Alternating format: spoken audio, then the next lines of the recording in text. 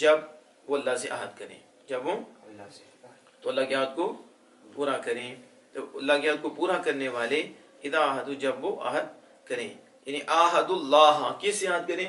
شارح کہتے ہیں اللہ اس میں جلالت، جب وہ اللہ سے عہد کریں او الناس یا لوگوں سے عہد کریں، یا تو جب اللہ سے عہد کریں تو پورا کریں، یا لوگوں سے عہد کریں تو پورا کریں. وہ صابرین وہ صبر کرنے والے، صبر نصب علی المدح.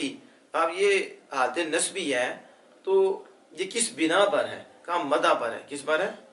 یعنی اس کا عامل امدح کر لی، میں مدح کرتا ہوں صابرین کی، صبر کرنے والوں کی، تو اس نے اس کو نسب دیا ہے.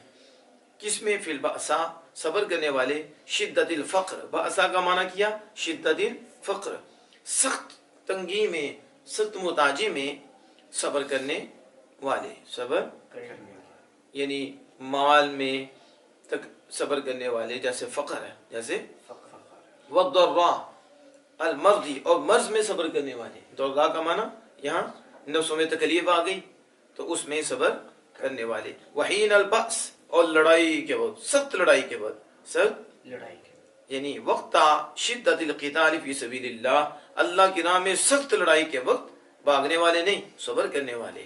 اولئک الذین صدقوا، اولئک الموصوفون بما ذکر، یعنی وہ لوگ جو ذکر کیا گیا ان سے موصوف ہیں، جو پیچھے ذکر کیا گیا، جو پیچھے جو ان صفات سے موصوف ہیں، وہی لوگ اللہ نے صدقوا جنہوں نے سچ کہا فی ایمان، اپنے ایمان میں، جنہوں نے وہی لوگ ہیں جنہوں نے اپنے ایمان میں سچ کر دکھایا اور سچ کیا.